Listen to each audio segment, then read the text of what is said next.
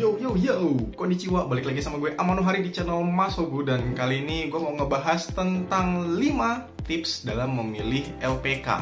LPK itu sendiri singkatan dari Lembaga Pelatihan Kerja ya. Yang mana LPK yang gue bahas di sini adalah LPK yang bisa mengirimkan siswa-siswanya untuk bekerja di Jepang. Langsung aja kita mulai dari tips yang pertama adalah periksa eksistensinya. Maksudnya gimana? Jadi diperiksa tuh, dia punya akun sosmed nggak, kayak Instagram, Facebook, X, atau apapun itu. Dan pastinya sudah ada lokasinya nggak, jadi dia berupa gedung nggak, atau jangan-jangan cuma sebuah ruko nih. Ruko yang tahu-tahu tahun depan nggak ada, tahun depan hilang, pindah, dan semacamnya gitu.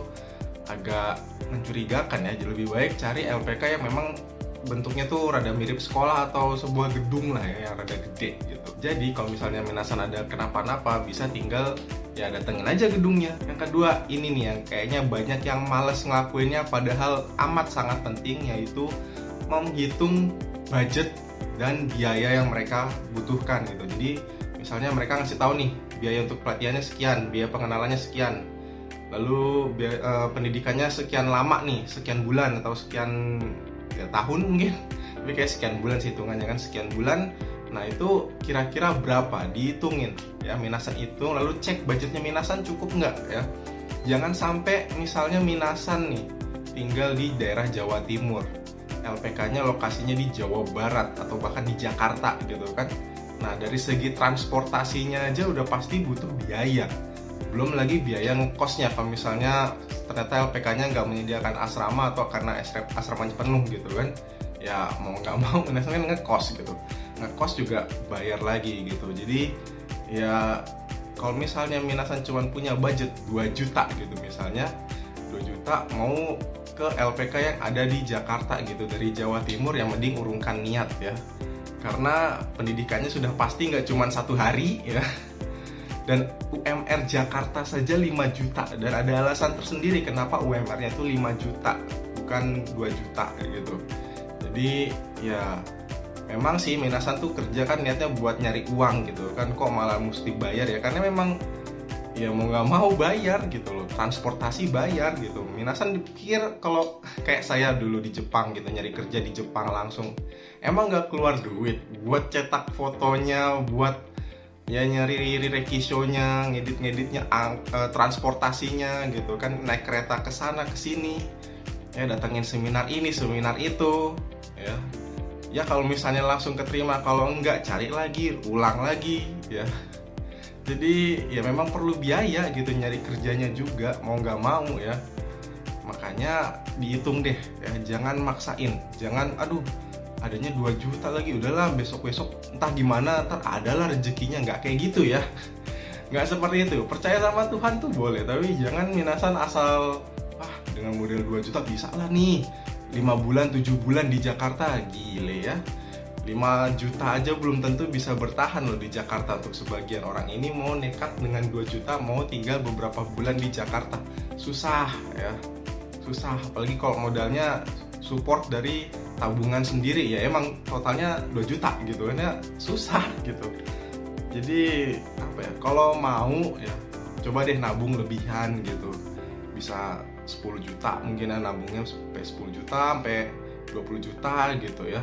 Nah baru deh minasan coba cari LPK gitu. Jadi ya biar dapat yang sesuai dengan budgetnya gitu. Nah sekaligus saya mau ngasih tahu ya, ini harusnya mungkin di tips yang berikutnya, tapi ya saya tambahin aja langsung, kayak saya gabungin aja karena ini berhubungan dengan biaya gitu kan. Nah jadi sekalian minasan kalau bisa ya cari LPK-nya itu yang tidak memberikan dana talang ya. Jadi minasan begitu ke Jepang nih, niatnya kan nyari duit, udah sampai di Jepang kerja, kadang mesti lembur ya, kadang kerjaannya bisa lebih berat daripada hari-hari biasanya. Masa iya sih gajinya minasan sebagian harus dikirim ke LPK gitu kan, yang berat minasan gitu. Dan sudah ada kasusnya kan, orang yang ditarikin banyak dari LPK, mungkin ditarikin juga dari utang sana sini, akhirnya di Jepang cuma punya 10.000 yen. Akhirnya apa? Melakukan tindakan kriminal. Ini janganlah gitu. Kalau bisa jangan yang ngasih dana talang gitu, biar minasan juga dibiasain tuh nabung, jangan dikit-dikit nyicil. Kebiasaan kebanyakan orang Indonesia tuh daripada nabung buat beli motor, mending nyicil buat beli motor. Padahal jelas-jelas kalau nyicil biaya jauh jadi lebih gede. Padahal harga jual motor tiap tahun makin turun. Mentok-mentok pembelaannya adalah kalau misalnya nggak nyicil sekarang nggak dapat motornya. Lah emang kenapa mesti banget pakai motor? Apalagi kalau misalnya tinggalnya di Jakarta, ngapain pakai motor? Karena transportasi umum udah banyak banget gitu masih pakai motor. Kecuali emang kerjaannya jadi driver ojol. Nah itu beda cerita.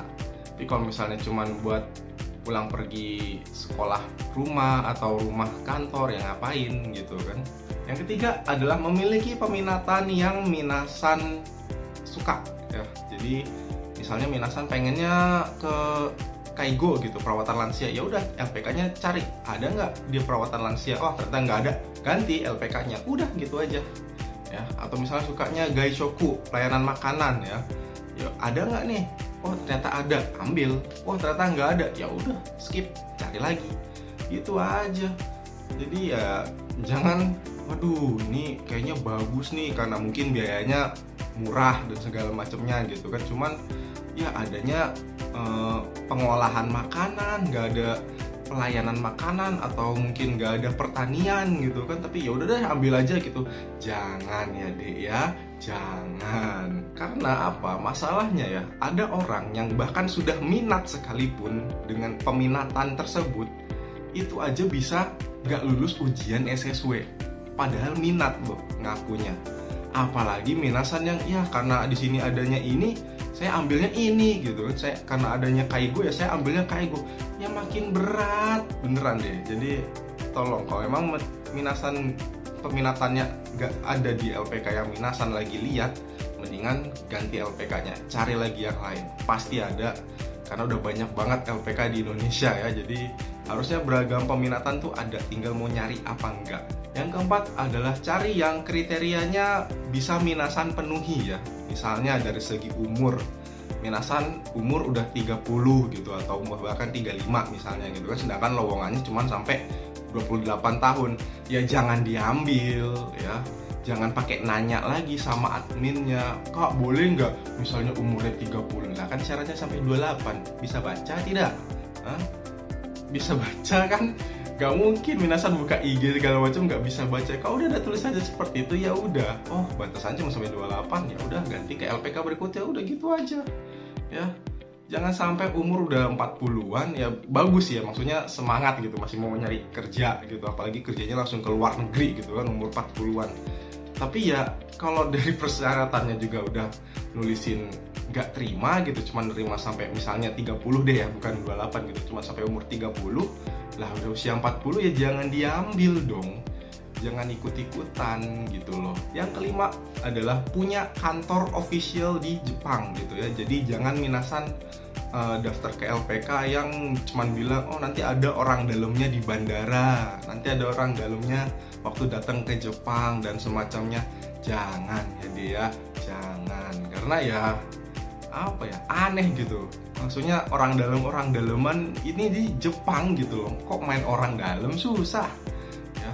Kalau misalnya oke lah, saya juga pernah gitu, mungkin istilahnya kayak orang dalam artian ngenalin junior saya, kohai saya gitu, buat kerja arubaito ya, alias kerja sambilan di satu restoran Jepang. Tapi itu cuman arubaito alias kerja sambilan. Kalau kerja tetap nggak bisa, nggak boleh gitu ya. Ini kalau misalnya ada nih temen, gue mau dong kerja di tempat lu gitu kan, di perusahaan gue, ya udah ikutin aja nih, daftar lewat sini gitu kan, ada seminarnya, kalian datang, terus ada tesnya, kalian ikutin tesnya, kalau lulus ya udah masuk, kalau nggak lulus ya udah, saya juga nggak bisa ngapa-ngapain, ya nggak bisa saya ngebantuin teman saya, nggak bisa pakai orang daleman.